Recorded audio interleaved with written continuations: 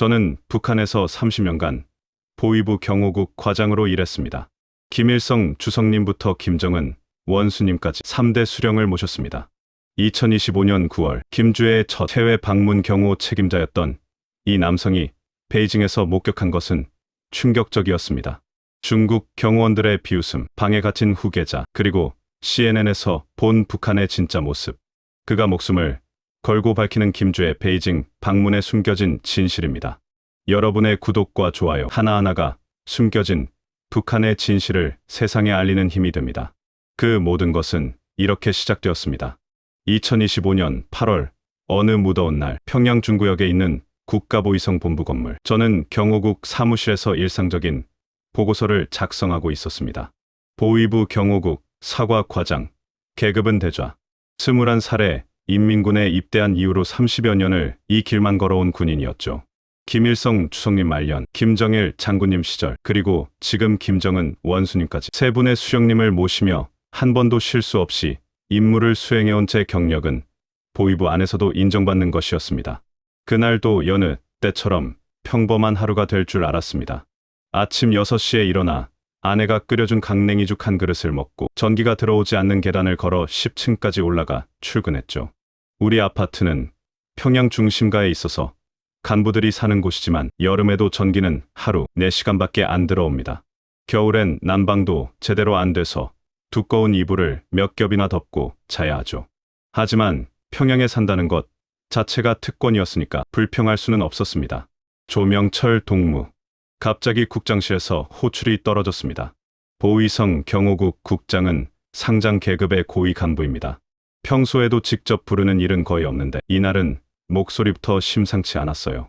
급히 국장실로 들어가니 국장 동무가 심각한 표정으로 저를 쳐다봤습니다. 동무, 특별 임무를 맡아야겠네. 말씀하시죠, 동무. 김주애 동지께서 중국 베이징에 가시게 되었네. 9월 2일부터 4일까지 중국 전승절 80주년 기념행사에 원수님과 동행하신다네. 순간 심장이 멈추는 줄 알았습니다. 김주애 동지, 원수님의 따님. 2022년 11월 화성 17형 미사일 시험 발사 때 처음 공개되신 이후로 벌써 3년째 주요 행사마다 등장하고 계시죠. 당에서는 존귀하신 자제분이라고 부르고 주민들 사이에선 차세대 후계자로 거론되고 있었습니다. 동무가 경호 총책임자를 맡아야 하네. 주애 동지께서 해외에 나가시는 건 이번이 처음이야. 단 한치의 실수도 있어선 안 되네. 국장의 목소리는 차갑고 단호했습니다. 이 말의 의미를 저는 너무나 잘 알고 있었어요. 실수가 있으면 저뿐만 아니라 제 가족, 아니 3대가 모두 정치범 수용소로 가는 겁니다. 북에서는 연좌제라고 한 사람이 잘못하면 온 가족이 책임을 지죠. 명심하겠습니다. 동무. 중국 경호 당국과 협조해서 완벽하게 준비하게. 특히 주애 동지 사진이 외부에 공개되는 것도 우리가 통제해야 하네. 베이징역 도착 장면만 촬영 허용하고 나머지는 일체 노출하지 않도록. 그날 저녁 집에 돌아왔을 때 아내가 국 한 그릇을 끓여놨더군요. 두부하고 배추 몇 조각 들어간 것이 전부였지만 그게 우리가 먹을 수 있는 최선이었습니다. 한 달에 받는 특별 배급이 쌀 15kg, 식용유 500ml. 간부 가정이니까 이 정도라도 받는 거죠. 일반 주민들은 배급 자체가 끊긴 지 오래입니다. 여보, 베이징 간다면서요? 조심해요. 당신 혹시. 아내는 말을 잇지 못했습니다. 우리 사이엔 말하지 않아도 아는 게 있어요. 이런 중요한 임무는 잘하면 승진이지만 잘못하면 죽음입니다. 6살 때부터 같이 자란 소꿉친구였고 25세 결혼해서 27년을 함께 산 아내. 그 눈빛을 보니 가슴이 무너지더군요. 괜찮아, 내가 누군데. 20년 넘게 경호 일 해왔잖아.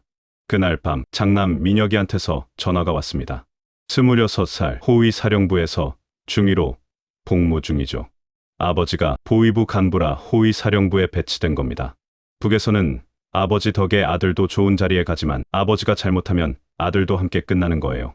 아버지, 제가 만약 실수하면 아버지까지 피해가는 거 아시죠? 그러니까 너도 조심하고 나도 조심한다.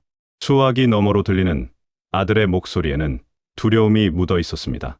그 순간 문득 고향 청진이 떠올랐어요. 함경북도 청진, 동해 바다가 보이는 그곳에서 저는 노동자 아들로 태어났습니다. 아버지는 제철소 노동자셨고 어머니는 농장에서 일하셨죠. 가난했지만 행복했던 그 시절. 어린 시절 학교 가는 길에 바다 냄새 맡으며 뛰어다니던 기억. 어머니가 명절 때마다 만들어주시던 두부김치. 그게 벌써 50년 전 일입니다. 그 시절엔 이렇게까지 무섭지 않았는데 혼자 중얼거렸습니다. 6.25 전쟁 이후 분단이 됐지만 우리 아버지 세대만 해도 그래도 희망이 있었다고 하시더군요. 언젠가는 잘 살 수 있을 거야. 사회주의 천국이 오면 모두 평등하게 잘 살게 될 거야. 그런데 지금은요. 우리는 평등하게 가난하고 평등하게 굶주리고 평등하게 두려워하며 살고 있습니다. 다음 날부터 준비에 들어갔습니다. 중국 베이징까지 특별열차로 이동, 주중 북한대 사관 숙박, 경호 인력 20명 선발. 장비 점검을 하는데 우리가 쓰는 무전기가 1990년대 구형이더군요. 배터리도 제대로 안 되고 통신거리도 짧아요. 그래도 이게 최선입니다. 새 장비 살 돈이 어디 있겠습니까? 중국 경호원들은 어떤 장비를 쓸까? 불현듯 그런 생각이 들었습니다. 20년 경호 경력의 자부심. 김일성 주석부터 모셔온 자부심. 하지만 어딘가 마음 한구석이 불안했어요. 그때는 몰랐습니다. 그 불안이 현실이 될 줄은. 9월 2일 우리는 평양을 출발했습니다. 원수님의 전용 열차에는 김주혜 동지, 최선희 외무상, 조용원 당 비서 등이 동행했습니다. 저는 별도의 경호 전용 차량에 탔죠. 기차가 신의주를 지나 압록강 철교를 건널 때 창밖을 내다봤습니다. 압록강 건너편에 보이는 중국 단둥시. 그곳은 불빛이 환했습니다. 밤인데도 가로등이 다 켜져 있고 건물마다 네온 사인이 반짝였어요. 같은 사회주의 나라란 말인가? 옆에 있던 부하 한 명이 중얼거렸습니다. 저는 입을 다물라고 눈빛으로 경고했지만 저도 같은 생각이었어요. 북한은 밤이 되면 암흑천지입니다. 전기가 없어서 평양조차 어두운데 중국은 저렇게 밝다니. 기차는 이틀을 달려 베이징으로 향했습니다. 그리고 9월 2일 오후 4시 우리는 베이징역에 도착했습니다. 그게 제 인생이 완전히 바뀌는 순간이었습니다. 베이징역 플랫폼에 내렸을 때 처음 느낀 건 후텁지근한 열기였습니다. 9월인데도 베이징은 여전히 더웠어요. 하지만 그것보다 제 눈길을 사로잡은 건 역사의 규모였습니다. 평양역의 몇 배는 되어 보이는 거대한 건물, 깨끗하게 닦인 바닥, 그리고 곳곳에 설치된 최신 시설들. 중국 측 영접단이 나와 있었습니다. 차이치 중국 공산당 중앙서기처 서기, 왕이 외교부장, 그리고 중국 경호원들. 제가 20년 넘게 경호 일을 해왔지만 그들을 보는 순간 뭔가 다르다는 걸 직감했습니다. 원수님께서 열차에서 내리시고 그 뒤로 김주혜 동지가 따라 나오셨어요. 언론 카메라들이 일제히 셔터를 눌렀습니다. 조선중앙통신, 신화통신, 그리고 외신 기자들까지. 이 장면은 전 세계에 공개될 겁니다. 김주혜 방문. 북한 당국이 원하는 메시지였죠. 저는 경호 책임자로서 주변을 살폈습니다. 혹시 모를 위험 요소는 없는지, 동선은 안전한지.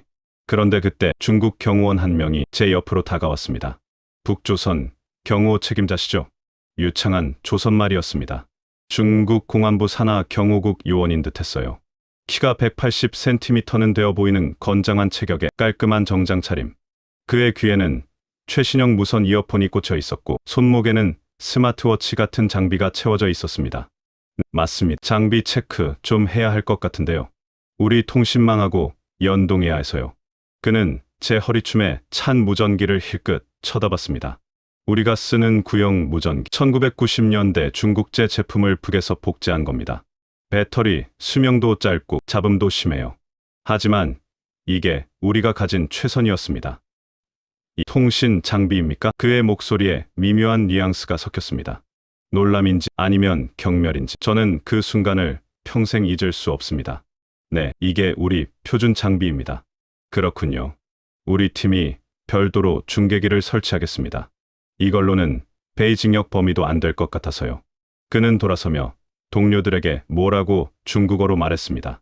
정확히 다 알아들을 순 없었지만 60년대 박물관이라는 단어는 들렸어요. 그리고 웃음소리. 저를 비웃는 웃음이었습니다. 20년 군인으로 살면서 김일성 주석님부터 모셔온 경호 전문가로서 그렇게 수치스러운 순간이 없었습니다. 6.25 때 중국군이 우리를 도와줬다고 배웠습니다. 항미원조라고, 미제국주의에 맞서 우리 민족을 도운 형제의 나라라고. 그런데 지금 그 형제들 앞에서 저는 거지 신세였습니다. 역 밖으로 나오니 베이징의 거리가 펼쳐졌습니다. 오후 4시. 아직 해가 중천에 떠 있는데 거리는 활기로 넘쳤어요. 고층 빌딩들이 즐비하고 도로에는 최신형 자동차들이 쉴 새 없이 오갔습니다. 사람들은 깨끗한 옷을 입고 여유롭게 걷고 있었고 곳곳에 상점들이 즐비했죠. 이게 정말 사회주의 국가란 말인가? 평양도 나름 잘 사는 도시라고 생각했습니다. 김일성 광장, 주체사상탑, 유경호텔. 우리도 크고 화려한 건물들이 있으니까요. 하지만 베이징은 달랐습니다. 평양의 건물들은 껍데기만 화려한 게 많아요. 안에 들어가면 전기도 안 들어오고 엘리베이터도 고장난 채로 방치된 곳이 태반입니다. 그런데 베이징은 모든 게 살아 움직이고 있었어요. 주중 북한 대사관으로 이동하는 차 안에서 저는 창밖만 계속 바라봤습니다. 햄버거 가게, 커피숍, 백화점.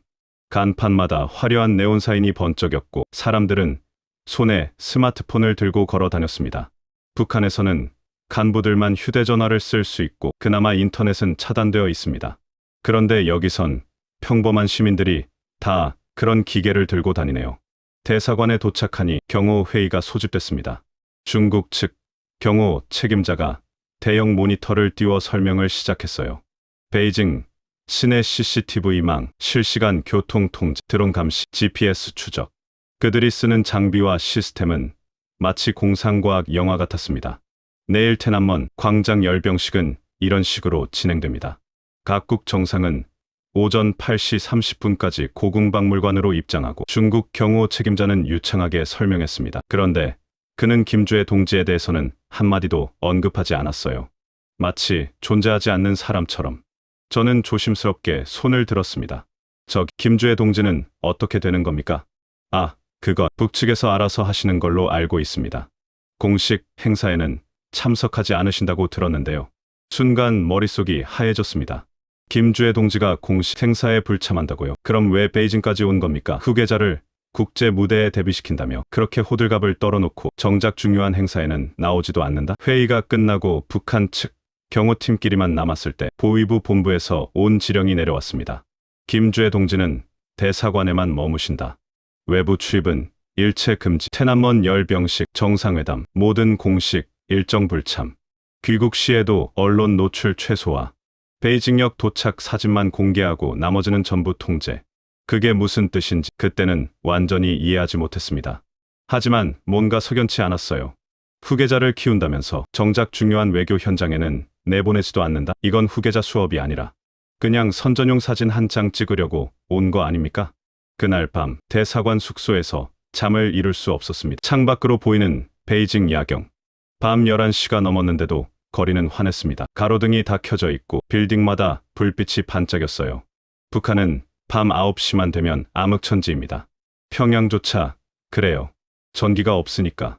같은 사회주의인데 왜 이렇게 다르지? 문득 고향 청진이 떠올랐습니다. 제가 어렸을 때만 해도 청진은 공업도시로 번성했었어요. 제철소, 조선소가 돌아가고 항구에는 배들이 드나들었죠. 아버지는 제철소에서 일하며 가족을 먹여 살렸고 어머니는 명절이면 두부에 김치를 담가 이웃들과 나눠 먹곤 했습니다. 하지만 90년대 고난의 행군 시기를 거치며 모든 게 무너졌습니다. 제철소는 멈춰섰고 배급은 끊겼어요. 사람들이 굶어 죽기 시작했고 거리에는 꽃제비 아이들이 넘쳐났습니다. 우리 집도 예외는 아니었어요. 어머니는 장마당에 나가 몇 안 되는 살림을 팔아 옥수수를 사오셨고 아버지는 영양실조로 쓰러지셨죠. 저는 그때 군에 있었기에 그나마 버틸 수 있었습니다. 군대는 최소한의 식량이라도 있었으니까요. 하지만 제 부모님은 그렇지 못했어요. 2000년 아버지가 돌아가셨을 때 몸무게가 40kg도 안 됐습니다. 6.25 때도 그 정도는 아니었다고 하시던 분이 우리 아버지 세대는 이렇게까지는 안 살았을 텐데. 잠 못 이루는 밤 침대에 누워 천장만 바라봤습니다. 내일이면 테난먼 광장에서 열병식이 열립니다. 김정은 원수님께서 시진핑 주석, 푸틴 대통령과 나란히 서시는 모습이 전 세계에 방송될 거예요. 북중러 연대, 반서방 전선. 그게 우리가 보여주려는 메시지입니다. 하지만 그 뒤에 숨겨진 진실을 저는 이제 알아버렸습니다. 김주애 동지는 대사관 방에 갇혀 계시고 우리 경호원들은 중국 동무들한테 60년대 장비라고 비웃음을 당했으며 베이징 거리는 평양보다 100배는 잘 사는 것처럼 보였습니다. 정말 맞는 건가? 그날 밤 제 안에서 뭔가가 조금씩 무너지기 시작했습니다. 20년 넘게 쌓아온 충성심, 믿음, 자부심. 그게 모래성처럼 흔들리고 있었어요. 그리고 저는 아직 몰랐습니다. 이건 시작에 불과하다는 걸. 9월 3일 새벽 5시 기상 나팔이 울렸습니다. 오늘은 중국 전승절 80주년 열병식이 열리는 날. 역사적인 날이라고들 했죠. 북한, 중국, 러시아 세 나라 정상이 한자리에 모이는 건 냉전 이후 처음이라고. 원수님께서는 새벽부터 준비에 들어가셨습니다. 정장 차림, 머리 손질, 리허설. 모든 게 완벽해야 했어요.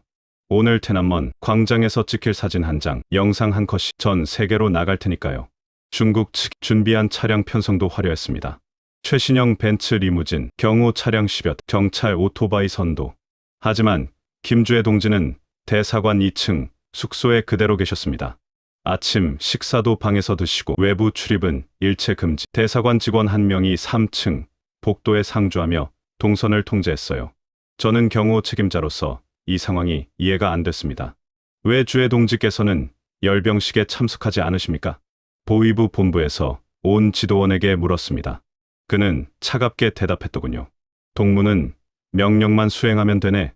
왜 그런지는 물을 필요 없어. 군인은 명령에 복종해야 합니다. 20년 넘게 그렇게 살아왔어요. 하지만 이번만큼은 의문이 가시질 않았습니다. 후계자를 국제 무대에 데뷔시킨다며 온 거 아닙니까? 그런데 정작 가장 중요한 행사에는 왜 나오지 않는 겁니까? 오전 8시 원수님 일행이 테난먼 광장으로 출발했습니다. 저는 경호조 절반과 함께 대사관에 남아 김주애 동지를 경호하는 임무를 맡았어요. 나머지 절반은 원수님을 수행했고요. 대사관 2층 거실에는 대형 TV가 켜져 있었습니다. 중국 생중계. 테난먼 광장에는 4만 5천 명의 군인이 도열해 있었고 최신 무기들이 즐비하게 전시됐어요. 극초음속 미사일, 최신형 전차, 스텔스 전투기. 중국의 군사력을 과시하는 자리였습니다. 오전 9시 시진핑 주석이 테난먼 성루에 올랐습니다. 그 옆에 푸틴 대통령 그리고 우리 원수님 세 정상이 나란히 서서 열병식을 관람했어요. 카메라가 세 사람을 담았고 전 세계 언론이 이 장면을 보도했습니다. 북중러 연대 반서방 전선이라는 자막과 함께 저는 TV 화면을 보며 생각했습니다. 저기 김주애 동지가 계셨어야 하는 거 아닌가. 후계자라면 저런 중요한 자리에서 국제사회의 얼굴을 알려야 하는 거 아닙니까? 김정은 원수님도 20대에 이미 공식 석상에 나오셨는데 그런데 김주애 동지는 제 위층 방에서 그 장면을 보고 계셨습니다. 마치 평범한 시민처럼. 오전 10시쯤 중국 외교부 간부 한 명이 대사관을 방문했습니다. 시진핑 주석의 친서를 전달하러 온 거였어요. 저는 1층 로비에서 대기하고 있었는데 그 간부가 대사관 직원과 나누는 대화가 들렸습니다. 김주애 양은 오늘 행사에 참석하지 않는 게 맞죠? 그렇습니다. 아직 어리시기도 하고. 그래요? 근데 어제 베이징역에서는 그렇게 대대적으로 공개했으면서 우리도 좀 당황스럽네요. 그 애를 진짜 후계자로 생각하시는 건지 아니면 그냥 선전용인 건지. 중국 간부의 말투에는 미묘한 비웃음이 섞여 있었습니다. 저는 그 순간 깨달았어요. 중국도 우리를 진지하게 받아들이지 않는다는 걸. 김주애 동지를 진정한 후계자로 인정하지 않는다는 걸. 점심때쯤 열병식이 끝났고 오후에는 북중, 북러 정상회담이 예정돼 있었습니다. 하지만 김주애 동지는 이 회담에도 참석하지 않으셨어요. 대사관 2층 방에 계속 머무르셨습니다.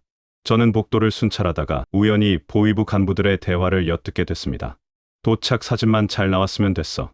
나머지는 다 숨기는 거야. 노동신문에는 어떻게 보도하나? 베이징역 도착 사진 일면에 크게 싣고 나머지는 원수님 국사활동 위주로. 주애 동지는 베이징 방문이라고만 언급. 그제야 모든 게 이해됐습니다. 이건 진짜 후계자 수업이 아니었어요. 그냥 사진 한 장 찍어서 김주애가 해외까지 다녀왔다는 기록을 남기려는 거였습니다. 북한 주민들한테 우리 후계자가 국제 무대에도 나가신다고 선전하려는 전부 연출이었던 겁니다. 오후 3시쯤 저는 잠깐 대사관 밖 경비를 서게 됐습니다. 대사관 정문 앞에 서서 주변을 살피는데 베이징 거리의 모습이 눈에 들어왔어요. 점심시간이 지난 오후인데도 사람들은 여유롭게 카페에 앉아 담소를 나누고 상점마다 손님이 넘쳐났습니다.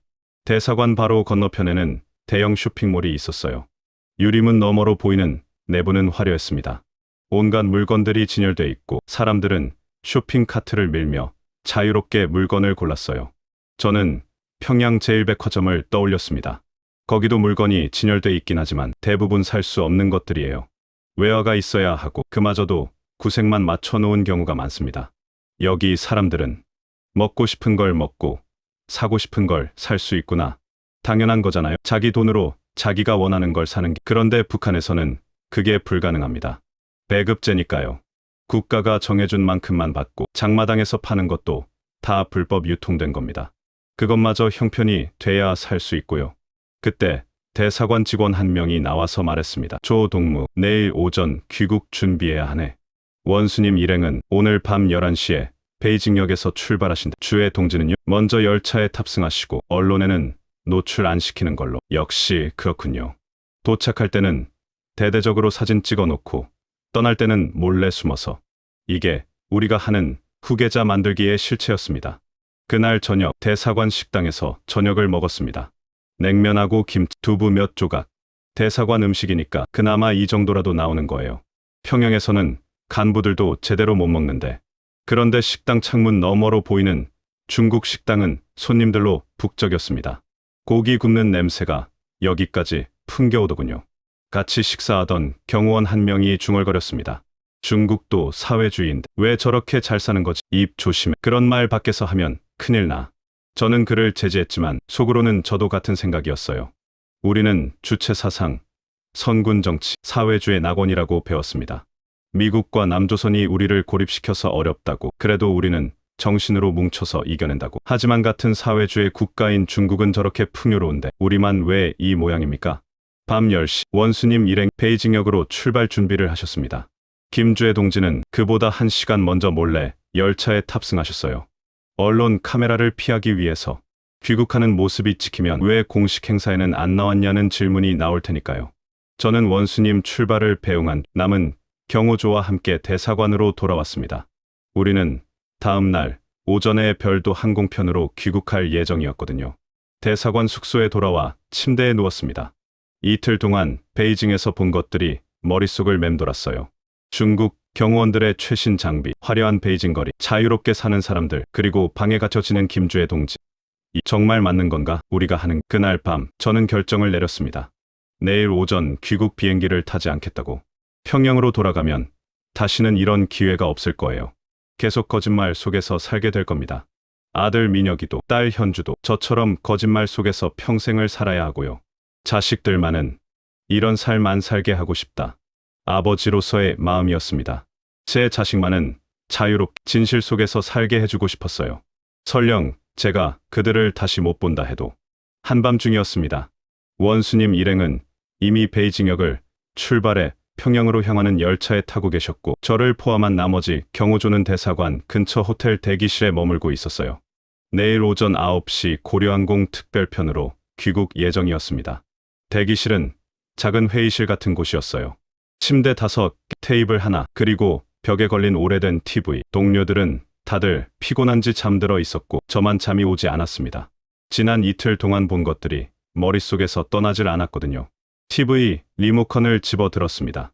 조선중앙 TV밖에 안 나올 줄 알았는데 채널을 돌리니 중국 CCTV 그리고 CNN이 잡혔습니다. 처음엔 놀라. 북한에서는 외국 방송을 보는 것만으로도 정치범 수용소에 갈 수 있거든요. 하지만 여긴 중국이고 대기실에 저밖에 없었습니다. 호기심이 발동했습니다. 미제국주의 선전 방송이라고 배운 CNN. 도대체 뭘 방송하길래 그렇게 금지하는 걸까? 볼륨을 최소로 낮추고 채널을 CNN에 고정했습니다. 영어 자막이 나오고 앵커가 뉴스를 전했어요. 영어는 잘 못 알아듣지만 화면에 나오는 영상은 알 수 있었습니다. North Korea라는 단어가 보였고 이어서 충격적인 화면들이 나왔어요. 평양이 아닌 북한의 모습이었습니다. 허름한 시골 마을, 뼈만 앙상한 아이들, 시장 바닥에 풀을 뜯어 팔고 있는 주민들. 한 아이는 나무 껍질을 입에 물고 있었고 또 한 화면에는 길거리에 쓰러진 사람이 있었어요. 꽃제비 아이들이 기차역 구석에서 몸을 웅크리고 있는 모습도 보였습니다. North Korea famine, children malnutrition. 앵커의 말이 들렸습니다. 기근, 영양실조. 저는 손이 떨렸어요. 우리나라 모습입니까? 아니, 알고는 있었습니다. 평양 밖에는 저런 곳이 많다는 걸. 제 고향 청진도 90년대에 저랬으니까요. 하지만 그게 지금도 2025년에도 계속되고 있다는 게. 화면이 바뀌었습니다. 이번에는 북한 고위층의 모습이었어요. 김정은 원수님, 그리고 김주애 동지. 며칠 전 찍힌 사진이었습니다. 김주애 동지가 입고 계신 옷이 디올 브랜드라는 설명과 함께 가격이 나왔어요. 2,600만 원. 저는 머리를 한 대 맞은 것 같았습니다. 2,600만 원짜리 옷. 그 돈이면 북한 주민 100가구가 1년을 먹고 살 수 있는 돈입니다. 아니, 1000가구도 될지 몰라요. 제가 받는 월급이 3,000원인데 장마당 환율로 따지면 중국 돈 10위안도 안 됩니다. 주애 동지는 2,600만 원짜리 옷을 입고 북한 아이들은 나무 껍질을 먹고 있다.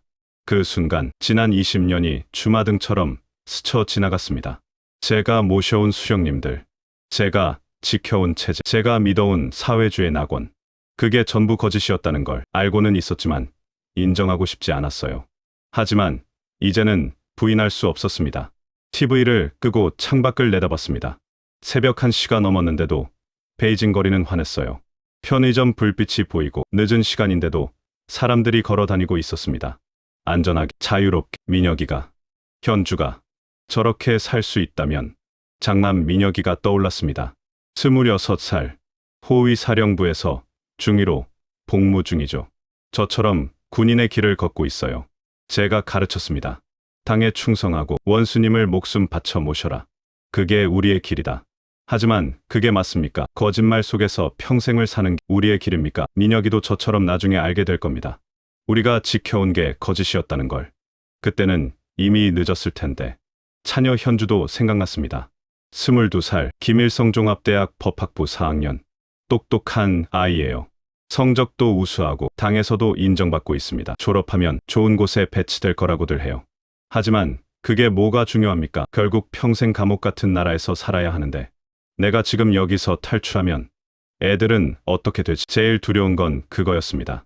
제가 탈출하면 가족들이 정치범 수용소로 끌려갈 겁니다. 아내는 물론이고 민혁이도 현주도. 연좌제니까요. 3대까지 처벌한다는 게 북한의 법입니다. 하지만 제가 평양으로 돌아가면요. 민혁이는 저처럼 군인으로 평생을 살 겁니다. 거짓말을 지키는 개가 되는 거죠. 현주는 졸업 후 어디 배치받아서 결혼하고 아이 낳고 그 아이도 또 이 체제 속에서 살 겁니다. 대대손손 감옥에서. 그보다는 차라리 마음을 정했습니다. 제가 탈출하면 아이들이 고통받을 겁니다. 하지만 그래도 살아는 있을 거예요. 수용소에 가더라도 언젠가는 나올 수도 있고, 그리고 정말 만약에 통일이라도 되는 날이 온다면 그땐 다시 만날 수 있을지도 모릅니다. 제 스마트폰. 북한에서는 손전화라고 부르죠. 그걸 꺼내서 가족 사진을 봤습니다. 작년 설날에 찍은 사진이에요. 내 식구가 웃고 있는 모습. 아내의 미소, 민혁이의 굳은 표정, 현주의 밝은 눈빛. 미안하다. 정말 미안해. 하지만 이 최선인 것 같구나. 작은 목소리로 중얼거렸습니다. 눈물이 났지만 참았어요. 군인은 울면 안 되니까. 20년 넘게 그렇게 배웠습니다. 주머니에서 작은 수첩을 꺼냈습니다. 거기에 적혀있는 전화번호 하나. 몇 년 전 중국 출장 왔을 때 우연히 알게 된 조선족 동포의 번호였어요. 당시 그는 제게 명함을 주며 말했었죠. 만약에 어려운 일 있으면 연락하세요. 같은 민족끼리 도와야죠. 그때는 그냥 사교적인 말인 줄 알았습니다. 하지만 지금 생각해보니 그가 눈치챘던 것 같아요. 제 눈빛에서 뭔가를 본 거겠죠. 탈출을 도와줄 수 있다는 암시였던 겁니다. 새벽 2시, 동료들은 모두 깊이 잠들어 있었습니다. 저는 조용히 일어나 화장실에 갔어요. 거울 속 제 얼굴을 봤습니다. 52살, 주름진 얼굴, 하얗게 샌 머리. 청진에서 뛰어놀던 그 소녀는 어디 가고 이제 이런 늙은이가 됐네요. 고향 어머니 산소에. 다시는 못 가겠구나. 어머니는 10년 전에 돌아가셨습니다. 아버지보다 10년을 더 사셨죠. 청진 뒷산 공동묘지에 묻혀 계세요. 청명절이면 성묘를 가곤 했는데 이제 못 가겠네요. 어머니 용서하세요. 불효자식. 거울을 보며 작게 절을 했습니다. 북에서는 조상께 예를 갖추는 걸 중요하게 여기거든요. 비록 몸은 떠나지만 마음만은 고향을 향하고 있었습니다. 새벽 4시 동이 트기 시작했습니다. 오전 9시면 공항으로 출발해야 해요. 그 전에 움직여야 합니다. 다른 동료들이 일어나기 전에 가방에서 제일 중요한 것들만 챙겼습니다. 신분증, 얼마 안 되는 중국 돈 5천 위안 몇 년에 걸쳐 모아둔 것, 그리고 가족 사진 한 장. 나머지는 다 버렸어요. 북한 보위부 신분증, 당원증, 군인 신분증. 이제 이런 건 필요 없습니다. 오전 5시 30분 출발 준비를 마쳤습니다. 아직 동료들은 자고 있었고 복도도 조용했어요. 대기실 문을 조심스럽게 열고 나왔습니다. 지금부터는 돌이킬 수 없어. 잡히면 죽는 거야. 심장이 터질 듯 뛰었습니다. 하지만 발걸음을 멈출 수 없었어요. 민혁이를 위해서, 현주를 위해서, 그리고 언젠가 태어날 손자, 손녀를 위해서라도 이 길을 가야 했습니다. 호텔 로비를 지나 밖으로 나왔습니다. 새벽, 베이징의 공기는 차가웠어요. 하지만 그게 자유의 공기처럼 느껴졌습니다. 조선족 동포에게 전화를 걸었습니다. 3번의 신호음 끝에 그가 받았어요. 여보세요? 몇 년 전에 만났던 사람인데요.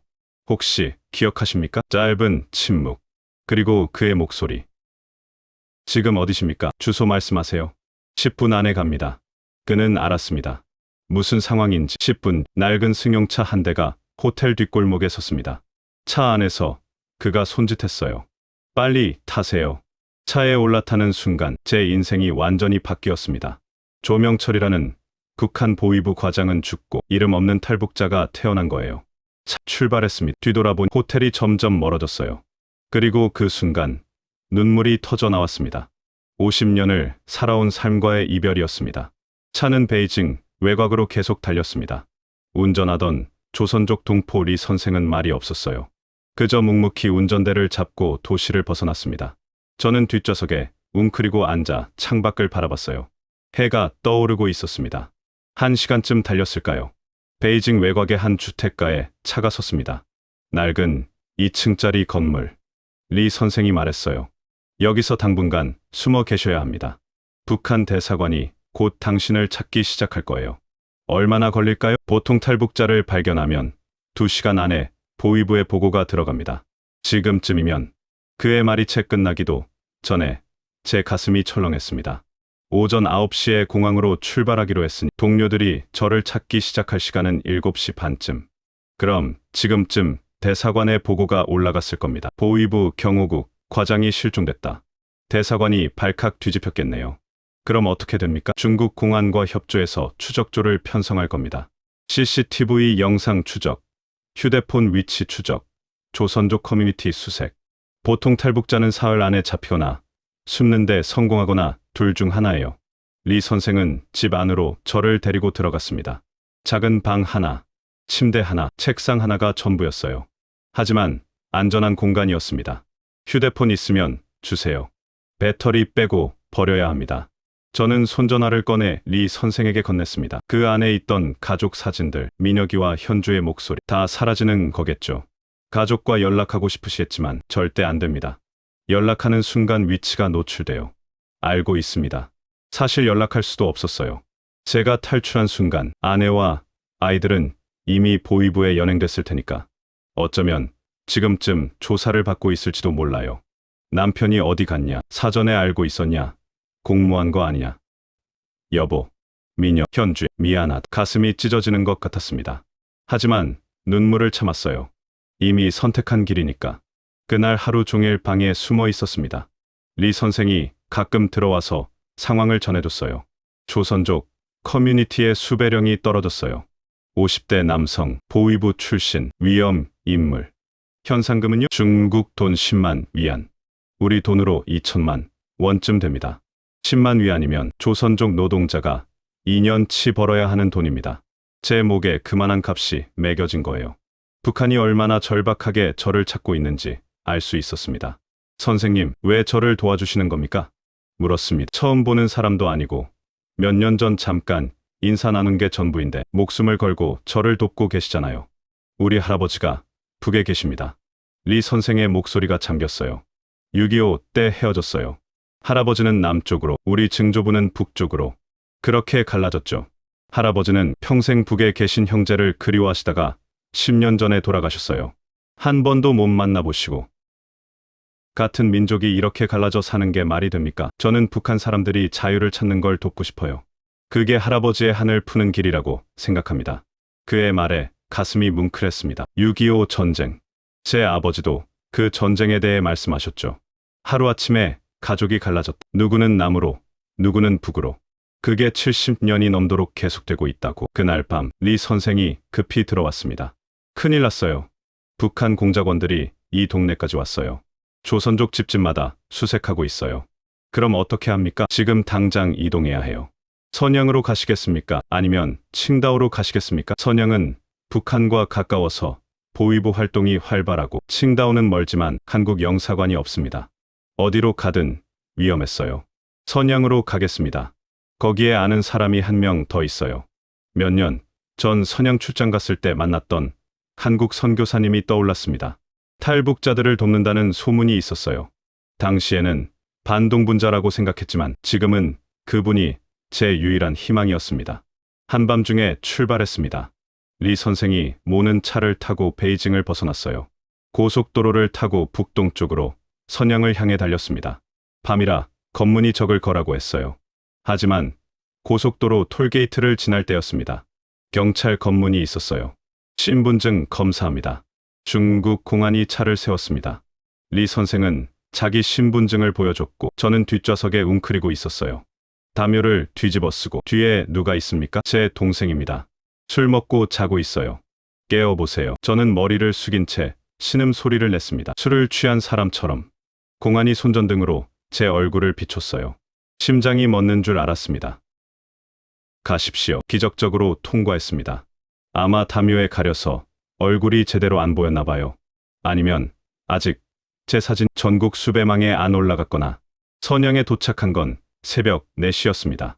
리 선생의 지인 집에 저를 맡기고 그는 베이징으로 돌아갔어요. 선교사님 연락처 아시면 빨리 연락하세요. 중국에서는 일주일 이상 못 버팁니다. 리 선생과 헤어지는 게 아쉬웠습니다. 생전 처음 보는 사람이 저를 이렇게까지 도와줬는데 언젠가 기회가 된다면 꼭 은혜를 갚고 싶었어요. 선양의 조선족 집. 아주머니 한 분이 저를 맞아줬습니다. 40대쯤 되어 보이는 분이었어요. 밥부터 드세요. 많이 놀라셨죠? 따뜻한 국밥 한 그릇을 내왔습니다. 쌀밥에 고기 몇 점, 채소. 북한에서는 상상도 못할 식사였어요. 숟가락을 들었는데 눈물이 났습니다. 고맙습니다. 정말 고맙습니다. 우리도 옛날에 힘들 때 북에서 온 친척들한테 도움받았어요. 그 은혜를 갚는 거예요. 밥을 먹으면서 생각했습니다. 같은 민족끼리는 이렇게 도와주는구나.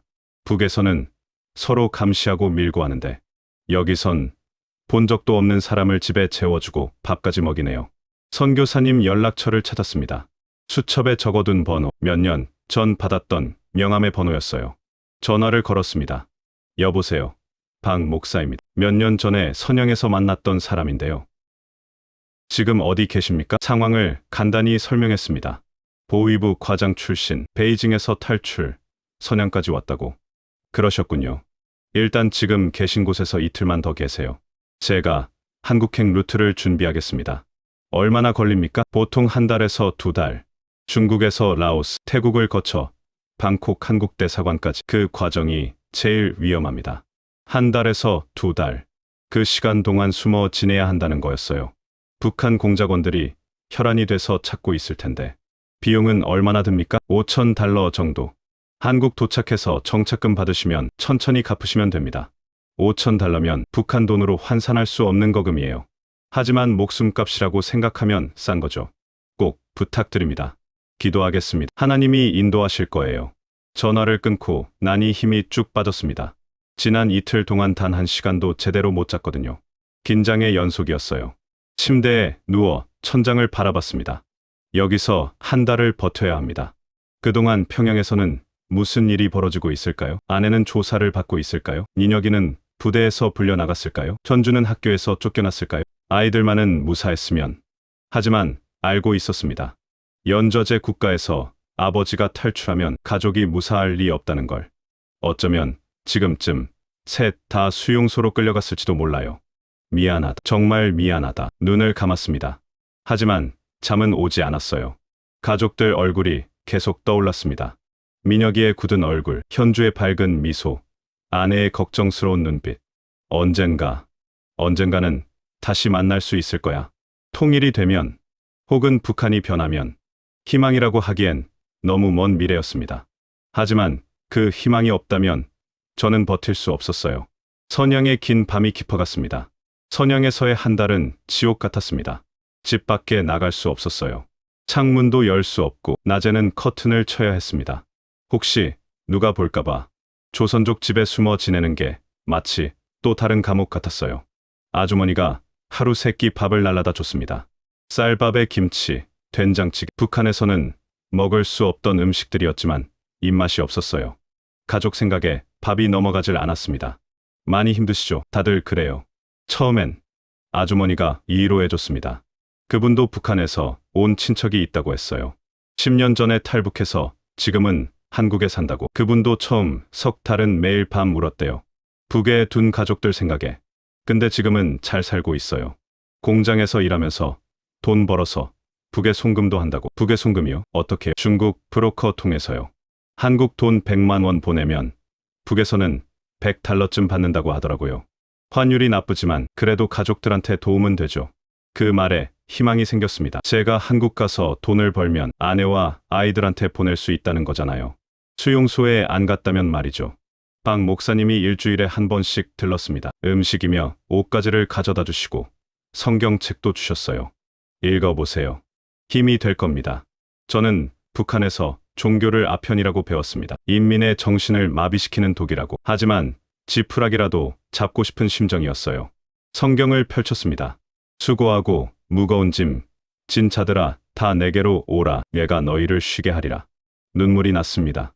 50년을 살면서 누가 한 번이라도 쉬어라고 말해준 적이 있었나요? 극에서는 오직 더 일하라, 충성하라, 희생하라 뿐이었는데 목사님, 저 같은 사람도 구원받을 수 있습니까? 물론입니다. 하나님은 모든 사람을 사랑하시니까요. 북한에서는 수령님만이 우리를 사랑한다고 배웠습니다. 하지만 그 사랑이 진짜였나요? 빔주에는 2,600만 원짜리 옷을 입고 주민들은 나무 껍질을 먹는데 그게 사랑입니까? 시간이 지날수록 불안은 커졌습니다. 조선족 커뮤니티에 계속 수배 전단이 돌았어요. 제 몽타주가 그려진 전단. 북한 보위부 탈영자, 위험 인물, 현상금 15만 위안. 10만 위안에서 15만 위안으로 올랐습니다. 북한이 점점 더 절박해지고 있다는 증거였어요. 9월 말 박 목사님이 급히 오셨습니다. 선양이 위험해졌어요. 북한 공작원들이 조선족 밀집 지역을 샅샅이 뒤지고 있어요. 칭다오로 이동하셔야겠어요. 칭다오, 거기는 조선족이 적어서 상대적으로 안전합니다. 그리고 그곳에서 라오스행 준비를 하겠습니다. 한밤중에 또 이동했습니다. 박 목사님이 직접 차를 몰았어요. 선양에서 칭다오까지 1000km. 하루 종일 달렸습니다. 칭다오는 바닷가 도시였습니다. 밤에 도착했는데 항구에 불빛이 보이더군요. 문득 고향 청진이 떠올랐어요. 저도 바닷가 도시 출신이니까 어렸을 때 아버지 손잡고 항구에 가서 배 구경하던 기억. 아버지, 저 배는 어디 가는 거예요? 저건 일본 가는 배란다. 청진은 항구 도시라서 배가 많이 다닌단다. 저도 크면 배 타고 먼 데 가보고 싶어요. 그래, 우리 명철이가 크면 큰 배 타고 세계 일주하거라. 그때는 몰랐죠. 북한 사람은 배를 타고 어디도 못 간다는 걸. 평생 그 땅에 갇혀 산다는 걸. 칭다오의 조선족 집은 작은 식당이었습니다. 2층이 주거 공간이고 1층이 식당. 김 씨 아저씨라는 분이 운영하는 곳이었어요. 목사님한테 부탁받았어요. 한 달쯤 여기 계시면 됩니다. 제가 도와드릴 일이 있으면 말씀하세요. 설거지나 청소 같은 거 도와주시면 되죠. 낮에는 1층에 내려오시면 안 되고요. 낮에는 2층 방에만 있어야 했습니다. 손님들이 올 수 있으니까. 하지만 밤에는 1층 주방에 내려가서 설거지를 도왔어요. 52년 인생에 설거지를 해본 적이 없었는데 여기서 처음 해봤습니다. 군인이셨다면서요? 설거지가 서투르시네요. 김 씨 아저씨가 웃으며 말했습니다. 북에서는 남자가 설거지 안 합니다. 여자들이 다 하죠. 그렇군. 여기는 남자들도 다 해요. 제 아내도 일하니까 집안일은 같이 하는 거죠. 북한과 다른 모습이었어요. 북에서는 남자는 일하고 여자는 집안일 하는 게 당연한 건데 여기선 부부가 같이 일하고 같이 살림하네요. 설거지하며 김 씨 아저씨와 많은 이야기를 나눴습니다. 그분 할아버지도 북한 출신이라고 했어요. 할아버지가 함경도에서 오셨대요. 일제시대 때 만주로 넘어오신 거죠. 그때는 압록강만 건너면 자유였어요. 근데 지금은 그것도 힘들죠. 국경이 철조망으로 막혀 있으니까. 할아버지는 고향 생각 안 하셨습니까? 평생 그리워하셨죠. 돌아가실 때까지. 근데 한 번도 못 가보셨어요. 북한이 문을 닫아버려서. 우리 아버지가 한국 통해서 북한 친척 찾아봤는데 다들 돌아가셨거나 행방불명이래요. 같은 민족이 이렇게 갈라져 산다는 게 비극이었습니다. 6.25 전쟁이 벌써 75년 전인데 아직도 이 모양이니까요. 시간이 지나며 조금씩 안정을 찾았습니다. 물론 불안은 여전했지만 적어도 당장 잡혀갈 것 같은 공포는 줄었어요. 그리고 박 목사님이 한 달에 2번씩 와서 진행 상황을 알려줬습니다. 라오스 루트가 준비됐습니다. 다음 주에 출발하실 수 있어요. 정말입니까? 칭다오에서 기차로 쿤민까지 가시고 거기서 라오스 국경을 넘으시면 됩니다. 브로커가 동행할 겁니다. 드디어 중국을 벗어날 수 있다는 희망이 보였습니다. 중국은 북한과 수교국이라서 탈북자를 송환하거든요. 잡히면 북송당하고 북송당하면 정치범수용 소행. 아니, 즉결 처형당할 수도 있어요. 보위부 과장 출신이 탈출했으니까. 그런데 출발 이틀 전 사건이 터졌습니다. 한밤중에 중국 공안이 식당을 급습했어요. 누군가 밀고 했던 겁니다. 1층 식당 문을 쿵쿵 두드리는 소리에 잠에서 깼습니다. 공안이 문 열어. 김 씨 아저씨가 황급히 2층으로 올라왔어요. 빨리 옥상으로 가세요. 옆집으로 넘어갈 수 있어요. 저는 옥상으로 뛰어올랐습니다. 옆집 옥상과 1미터쯤 떨어져 있었어요. 뛰어넘어야 했습니다. 52살의 몸으로. 지금 못 넘으면 끝이야. 있는 힘을 다해 뛰었습니다. 몸이 공중에 떴고 옆집 옥상에 착지했어요. 손이 난간을 잡았습니다. 간신히 올라갔죠. 뒤돌아보니 공안들이 김 씨네 식당 2층을 수색하고 있었어요. 저는 옆집 옥상 물탱크 뒤에 숨었습니다. 1시간쯤 지났을까요? 공안들이 철수했어요. 저를 못 찾은 겁니다. 김 씨 아저씨는 연행됐지만요. 박 목사님한테 긴급 연락이 왔습니다. 지금 당장 칭다오 떠나세요. 김 씨 아저씨 식당은 이제 못 씁니다. 제가 다른 안가를 준비했어요. 그렇게 또 도망쳤습니다. 칭다오 외곽의 농장으로. 거기서 사흘을 숨어 지낸 뒤 드디어 쿤밍행 기차표를 받았습니다. 내일 새벽 5시 기차. 이틀 걸립니다. 쿤밍에 도착하면 브로커가 기다리고 있을 거예요. 박 목사님이 제 손을 꽉 잡았습니다. 하나님이 함께 하실 겁니다. 꼭 살아서 한국 가세요. 목사님, 정말 감사합니다. 이 은혜를 어떻게 갚아야 할지 저를 위해 기도해 주세요. 이 일을 계속할 수 있도록. 다음날 새벽 칭다오역에서 기차를 탔습니다. 남쪽으로 쿤밍으로 그리고 라오스로. 자유를 향한 긴 여정이 계속됐습니다. 기차 창밖으로 중국 대륙이 지나갔습니다.